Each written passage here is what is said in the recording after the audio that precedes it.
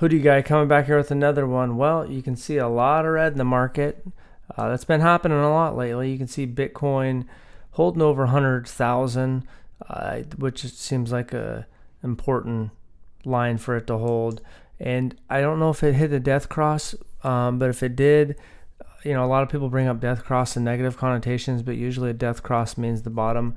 The typical seasonality that plays in October, November, Rocktober, Uptober, Moonvember, so far is not happening this year. So we just got to keep riding the wave and see how this plays out. You can see wallet number one did pick up 2 more million Kaspa. They did come from Gate.io, but we know that Gate.io said it's not their wallet. When you go back to the Wayback Machine to August, this is actually, when is this? This is September of 2024, so a little over a year ago. Gate was the top address, and then you can see that there was 423,000 addresses with one CAS. Since then, we've had a lot of, the KRC20 stuff, Cassia, things like that.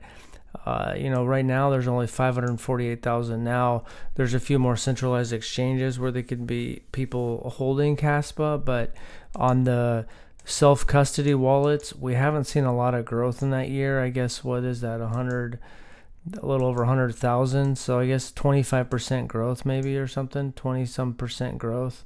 CAS BTC chart, you can see that overall this last year to date, it's just been making lower lows a couple times. Looks like it wants to break out in May, and then pulled back, and then looks like it was going to break out again in July, and then just been pulling back since then. The local bottom here is November 3rd, so we want a breakout to the upside on this chart, and that's basically it.